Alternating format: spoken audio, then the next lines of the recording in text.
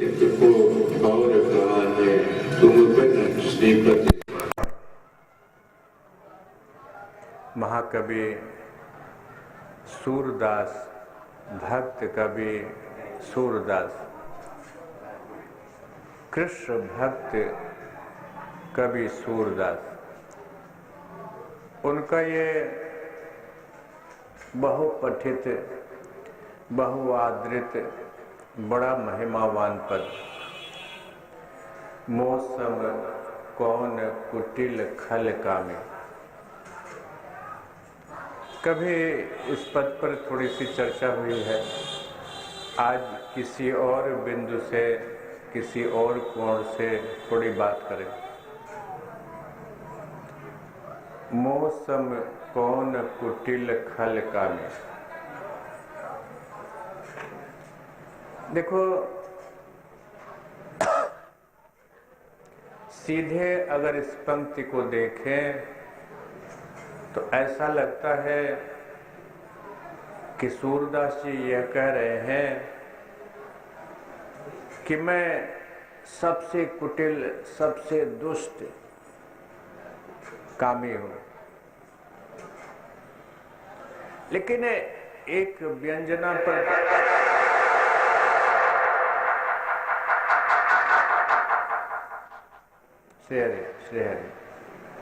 एक व्यंजना पर ध्यान दें।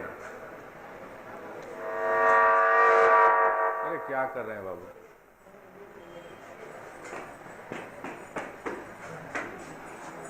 कुटिल, खल और कामी तीन शब्द हैं। तीनों को अलग अलग कर दें तो अर्थ होगा मुझसा कुटिल कौन है, मुझसा खल यानी दुष्ट कौन है, और मुझसा कामी कौन है। लेकिन अगर तीनों को एक साथ संयुक्त करके जोड़ के पढ़ेंगे तो अर्थ दूसरा आएगा मौसम कौन कुटिल खल कामी। इसमें कामी का अनादर तब नहीं दिखेगा। अरे राधा रंग बंद भी करिएगा, छोड़ दीजिए ना, जैसे बज रहा है। पहले क्यों नहीं चेक कर लेते हैं? शेर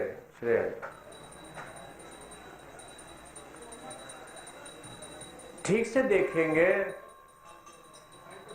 तो मौसम कौन कुटिल खल कामी, इसमें काम का अनादर नहीं दिखाई देगा। कुटिल काम का, खल काम का अनादर दिखाई देगा।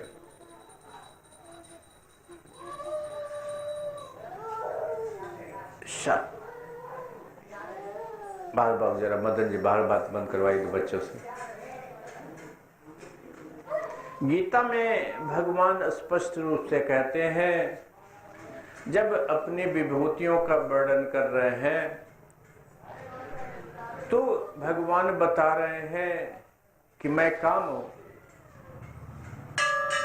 काम भी भगवान स्वयं है। कामना से ही, काम से ही धरती है, जीवन है, सृष्टि है, जीव है। काम नहीं है तो जीव नहीं है, काम नहीं है तो मैथुनी सृष्टि नहीं, काम नहीं है तो जीवन, संसारी जीवन में गति नहीं। काम ही वो प्रेरक शक्ति है जो संसार को गति देती, संसार में जीव को गति देती। इसलिए काम का अनादर हिंदुस्तान ने नहीं किया। पुरुषार्थ चतुष्टय में धर्म, अर्थ और मोक्ष के साथ काम को भी रखा। धर्म, अर्थ, काम, मोक्ष।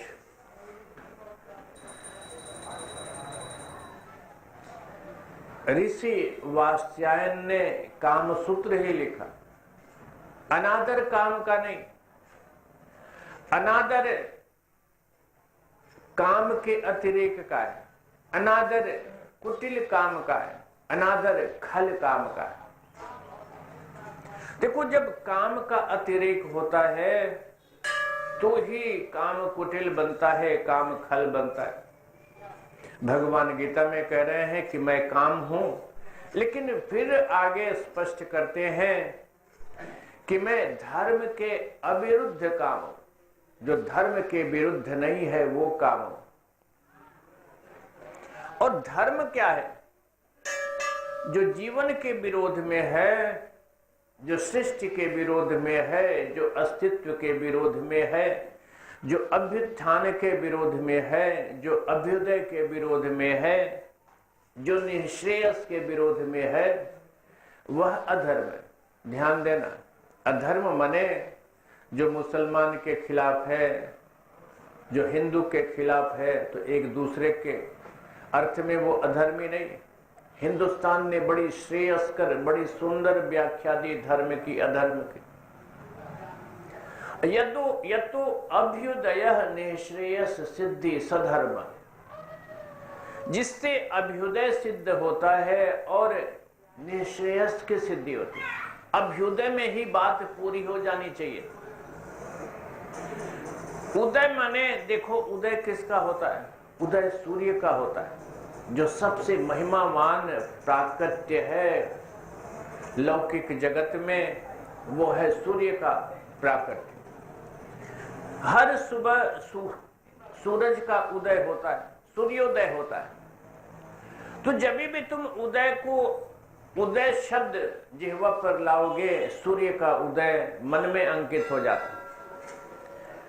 लेकिन उदय को भी पूरा नहीं माना तो शास्त्रकार ने उसमें अभिउपसर्ग लगाया। अभ्युदय, अभितः, संपूर्ण रूप से सर्वांग संपूर्ण जो उदय है उसे अभ्युदय कहें। लेकिन देखो, इसके बाद फिर निःश्रेयस शब्द रख दिया, हमारे तुम्हारे कारण रख दिया, क्योंकि हम तुम अर्थ के अनर्थ करते हैं। हम अर्थ कम करते हैं, अनर्थ अधिक करते हैं। बार बार मैं आपसे कहता हूं, भ्रष्टाचार जिसकी बात लगातार चलती है, आज सारा हिंदुस्तान आज जितना भ्रष्टाचार के प्रति सचेत है, उतना पिछले 10 सालों में कभी नहीं था। और ये अन्ना जी की महिमा है, केजरीवाल जी की महिमा, इन दोनों का बड़ा योगदान है भ्रष्टाचार के प्रति सचेत करने। नहीं तो अभी कुछ समय पहले, 2 साल पहले, 3 साल पहले तक तो भ्रष्टाचार जैसे सहज स्वीकार्य हो गया था। जन जन में, मन मन में, परिवार परिवार में सहज स्वीकृत हो चला था भ्रष्टाचार। भ्रष्टाचार अब अनादृत होने लगा और ईमानदारी पर अगर आंख टिकने लगी है तो इसमें इन दोनों महापुरुषों की कृपा। इन्हें मैं महापुरुष कहने का साहस करता हूं। तो लेकिन मैं इसलिए भ्रष्टाचार तत्व को जानना पड़ेगा, जो अन्ना जी भी संभवतः नहीं जानते और केजरीवाल जी तो जानते ही नहीं। अन्ना जी को संभवतः इसलिए कहा कि अन्ना जी उस पुरानी परंपरा से आते हैं जो ज्ञानेश्वर की परंपरा है। जिन्होंने ज्ञानेश्वरी टीका लिखी गीता की, उस परंपरा से आते। अलिंद में इन्होंने, अन्ना जी ने तुलसी जी की कंठी धारण की है, उनके ग्रीवा में कंठी सुशोभित है, वैष्णव है। तो इसलिए अन्ना जी को तो ये स्पष्ट होना चाहिए कि भ्रष्टाचार का मूल क्या है। ये धर्मपीठ ये बताने की चेष्टा करता है कि भ्रष्टाचार का मूल कहां है। भ्रष्टाचार का मूल शब्द के भ्रष्टाचार में। भ्रष्टाचार सबसे पहले शब्द से प्रारंभ हो। तो हम तुम अर्थ का अनर्थ करने के अभ्यस्त हैं। अभ्युदय से हम तुम, अभ्युदय पर भी हम तुम नहीं समझ पाते, उदय से नहीं समझ पाते, तो अभ्युदय शब्द लिखा। अभ्युदय में भी हमको तुमको संदेह ना हो जाए, शंका ना हो जाए, इसलिए निःश्रेयस शब्द जोड़ दिया। निःश्रेयस माने कल्याण। अब देखो, अभी मैं कल्याण से जुड़ा हुआ एक शब्द है मंगल। उसके साथ कैसा शाब्दिक भ्रष्टाचार है, अर्थ का भ्रष्टाचार है, मैं आपको रेखांकित करूं। गांव गांव गली गली रामचरितमानस का पाठ होता है ना डॉक्टर साहब? होता रहता है। उसमें सबसे अधिक पाठ जो होता है उसमें संपुट किस चौपाई का किया जाता है, कोई बताए? मंगल भवन अमंगल हारी द्रवहु सुदशरथ अजिर बिहारी। मंगल भवन अमंगल हारी द्रवहु सुदशरथ अजिर बिहारी। गोस्वामी जी तुलसी बाबा माथा धुनते होंगे जब गांव गांव गली गली उनके रचे रामचरितमानस का पाठ इस चौपाई के संपुट से होता हो। तुमको आपके महाराज क्या बात करते? चौपाई में गलती नहीं है, गलती चौपाई के तुम्हारे उपयोग में है। ध्यान देना, कहीं भी रामचरितमानस का पाठ होता हो और उस परिवार में जहां ये पाठ हो रहा है जरा पता करना क्यों पाठ हो रहा है, जरा ध्यान देना, जरा सूक्ष्मता से निरीक्षण करोगे अनिल जी तो पता चलेगा कि पाठ क्यों हो रहा है। कोई घर में दुख आए, विपत्ति आए, कोई अभाव है, कोई उलझन है, कोई समस्या, सब संसारी उलझने, सब संसारी उलझने, घाटा हो रहा है, कोई बीमार है, कोई दुखी है, घर में कुछ ऐसा हो रहा है जिससे उनके आर्थिक हित, सामाजिक हित, पारिवारिक हित बाधित हो रहे हैं, परिवार में कोई संकट, तो मंगल भवन अमंगल हारी द्रवहु सुदशरथ अजिर बिहारी नहीं कर महाराज। वो तो हर बरस फलाने के यहाँ मानस पाठ हर साल होता है, आप कहेंगे उनके यहाँ महावीर जी की प्रतिमा रखी जाती है और महावीर पूजा के साथ साथ रामचरितमानस का पाठ होता है, आप कहेंगे होता है। लेकिन हर एक नियम बना लिया कि चलो अच्छा है, घर परिवार उन्नत करेगा, तरक्की हो, बेटी का ब्याह होगा, बेटी के ब्याह में की उलझन आएगी तो उसका समाधान होगा, घर परिवार ये दुकान में बरकत बढ़ेगी, धन आएगा, वैभव आएगा, भगवान की कृपा होगी।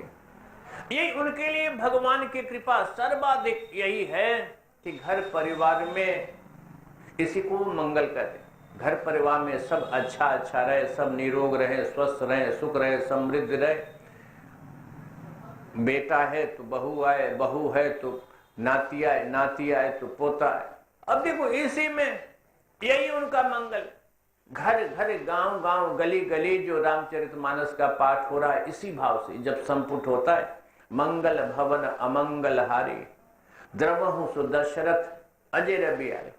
तुम कहते हो कि खरमास बीत गया, अब मंगल कार्य हो सकते, कहते हैं ना पंडित जी, डॉक्टर साहब कहते हैं ना, क्यों कहते हैं? आपकी अब गोधन की पूजा प्रारंभ हुई, अब जो है वो क्या कहते हैं, चातुर्मास बीत गया, अब जो है गोवर्धन पूजा, ये अन्नकूट हो गया, गोवर्धन पूजा हो गया, अब मंगल कार्य हो सकते हैं। मंगल कार्य माने गौना हो सकता है, मंगल कार्य माने गृह प्रवेश हो सकता है, मंगल कार्य माने विवाह हो सकता है। डॉक्टर साहब जुट कर मंगल कार्य इसी को कहते हैं, यही मंगल है तुम्हारे लिए। शादी है, ब्याह है, जैसे आजकल जो हो रहा है कितने सबके पास न्योते, क्या क्या, वधु प्रवेश, गृह प्रवेश हो रहा है तो वधु प्रवेश हो रहा है तो बहु भोज हो रहा है, अब सब मंगल कार्य, यही मंगल तुम्हारी दृष्टि में, यही मंगल। तुलसी बाबा सर धुनते होंगे महाराज, किसी को मंगल कहते, इसी को कल्याण कहते। इसलिए देख तुमने मंगल इसी को, संसार की सिद्धि को, बेटे बेटी पैदा होना, शादी ब्याह, बाल बच्चे, न्योता हकारी, गौना शादी, इसी को मंगल समझ लिया। तो ये इसलिए मैं कहूं गोस्वामी जी ने इस भाव से नहीं सोचा होगा कि मंगल भवन अमंगल हारी द्रवहु सो दशरथ अजिर बिहारी। तो अब देखो इसमें एक पंक्ति है, सूरदास जी ने लिखा है, कहां गया बाबू? हरिजन छाड़ी हरि विमुखन को निस्दिन करत गुलामी। हरिजन छाड़ी हरि विमुखन को निस्दिन करत गुलामी। देखो इसकी बुराई कर रहे हैं। किस चीज की बुराई कर रहे हैं? हम तुम हरिजन को छोड़कर जो भगवान के भक्त हैं, भगवान के प्यारे हैं, उनको कौन कितना आदर देता है? अगर आदर देते तो यहां हरिजन के समीप यहां सलेमपुर को उमड़ के आना चाहिए। तुम तो हरिजन उन्हीं को मानते हो जो बेटा देता है, बेटी देता है, उसी को तुम संत मानते हो, जो नौकरी करा देता है, जो ये संसारी जिसे तुम मंगल करते हो उसकी साधना तुमसे करा देता है, जिसको सिद्ध कर देता है। तो हरिजन छाड़ी हरि विमुखन को निस्दिन करत गुलामी। हम तुम उन्हीं की गुलामी करते। सारा का सारा समय तुम कहां देते हो? जहां से तुम्हारा स्वार्थ सदता है। स्वार्थ माने क्या? संसारी सिद्धि, जहां से नौकरी मिल जाए, जहां से ठीका मिल जाए, जहां से तुम्हारा कोई अर्थ लाभ हो जाए, तुम्हारा कोई स्वार्थ लाभ हो जाए। अब आज मैं कहेंगे तो वहां मेरे पास एक मित्र आए, बड़ा प्रेम से, बड़ा भाव से मिले, लेकिन बाद में पता चला कि ये भाव इसलिए उन्होंने दिखाया कि वो ग्राम प्रधानी का चुनाव लड़ना चाहते। अब लो, हरिजन के पास भी आए तो इसलिए कि स्वार्थ ये है कि ग्राम प्रधानी का चुनाव लड़ना चाहते। क्या पता इनके माध्यम से कुछ वोट आ जाए, या क्या पता इनके प्रभाव से, इनके आशीष से कुछ मेरा मंगल हो जाए। मंगल माने क्या? ग्राम प्रधान हो जाना। मंगल माने क्या? चेयरमैन हो जाना। मंगल माने क्या? मंत्री हो जाना। तुम मंगल इसी को समझते हो। तो तुम कहीं जाते हो, तुम कहते हो मेरे पास समय नहीं है। गुरुजी मंदिर आने के लिए समय कहां से? मैं लोगों से कहता हूं महाराज, ये बीफे की बंदे शंभू जी को प्रेरित करके बार बार खोज के मैंने कराई। सही बात है। ये बीफे की बंदी सबसे ज्यादा मेरे कारण होती है। शंभू जी सबसे आगे हैं, लेकिन उनके आगे मैं हूं, या यूं कहो कि उनके पीछे मैं हूं जो लगातार उन्हें कोचता रहा कि बीफे की बंदी होनी चाहिए। मेरा केवल एक स्वार्थ कि अब किसी व्यापारी को ये बहाना न मिले कि गुरुजी कैसे मंदिर आए।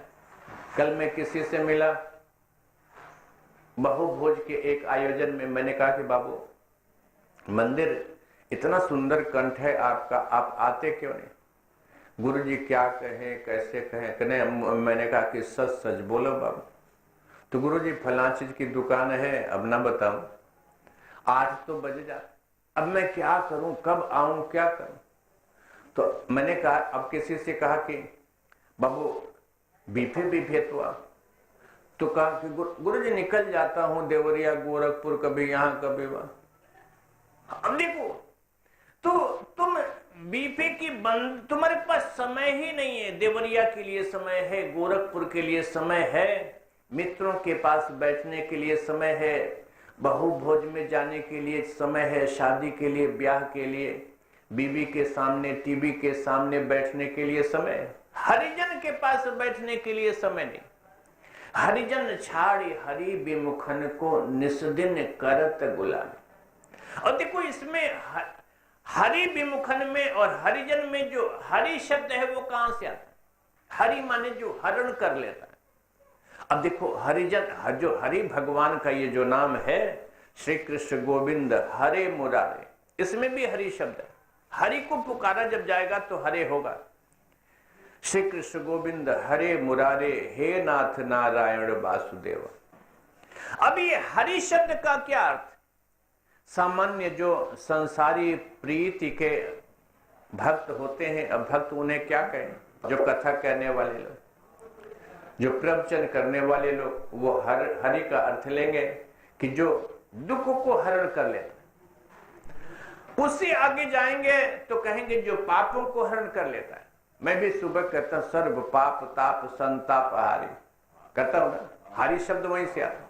जो पाप हारी है, सारे पापों को हरने वाला है, सारे तापों को हरने वाला है, सारे संतापों को हरने वाला है भगवान का नाम। तो हरि माने, अब आगे बढ़ते हैं तो कहते हैं पाप को हरने वाला। पाप को हरने वाला क्यों?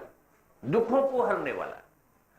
तो जब दुखों को हरने की बात तुमसे कही जाए, हरि का अर्थ इस अर्थ में अर्थ लिया जाए, तो तुम्हारे संसारी मन को सहेजने की चेष्टा, तुम्हारे संसारी चित्त को सहलाने की चेष्टा है।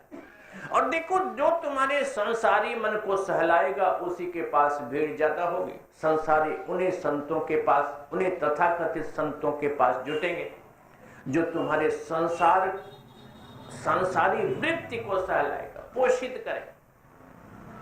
जो तुम्हें संसार से हटाने की चेष्टा करेगा, हरि से जोड़ने की चेष्टा करेगा, तुम उससे दूर भागो। जो कहेगा सबका साथ, सबका विकास, तुम कहोगे ये सबसे किस्मत का धन ही है।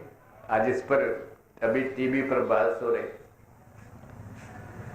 तो हरि माने, जब तुम कहते हो कि दुख को हरने वाला, तो दुख को हरने वाला, दुख से मुक्ति संसारी चित्त कह रहा है। जब तुम कहते हो कि पाप को हरने वाला हरि का अर्थ है भगवान का नाम जो ये हरि है, तो तुम जानते हो कि शास्त्र कहते हैं कि जब तक, मैं भी कहता हूं, जब तक पाप तुम्हारे नष्ट नहीं हो जाएंगे जीवन में भाग्योदय नहीं होगा। जब तक पाप जगे हैं सर्व पाप, इसलिए यहां पर जहां पर भागवत संपन्न होता है वहां पर है सर्व पाप शमन। सारे पापों को नष्ट करने वाला है भगवान का नाम, पापों को नष्ट करता है। और पाप जब नष्ट होते हैं तभी भाग्योदय होता है। ध्यान देना, तुम कहते हो कि मैं इतने दिनों से साधना कर रहा हूं, इतने दिनों से जब, अगर संसारी चित्त भी भगवान का नाम जपता है, जप करता है, या मंदिर में 24 घंटे का अखंड संकीर्तन कभी कभी होता है, मार्च में होने वाला है, मैं कहता हूं कि अगर तुम कोई सुंदर कामना लेके, संसारी कामना लेके भी उस अनुष्ठान में सम्मिलित होते हो तो भगवान वो कामना भी पूरी करते, लेकिन कभी नहीं पूरी होती। कारण क्या है? तुम्हारे पाप इतने सघन हैं कि 24 घंटे के, वो भी भाव से नहीं होते तुम्हारे अनुष्ठान। भाव से तो 24 घंटे क्या, एक पल में ही भगवान का नाम एक बार भी लो, एक बार भी ना लो राधा नाम। ब्रह्म वैवर्त पुराण में स्वयं भगवान कहते हैं कि रोज जो राधा नाम कहने के लिए राह भर कहता है, मैं उसकी ओर दौड़ पड़ता हूं कि शायद धा कहेगा। और जो ही धा कहता है मैं सर्वांग संपूर्ण उसे उस पर न्यौछावर कर देता। अब देख, राधा नाम की मैं तुम कहते हो महाराज मैं तो एक बार क्यों, मैं कहिए 1000 बार कह दूं, मुझे तो कुछ होता नहीं। क्यों नहीं होता? इसलिए नहीं होता कि टेप रिकॉर्डर को भी राधा कहने से कुछ नहीं होता। टेप रिकॉर्डर में राधा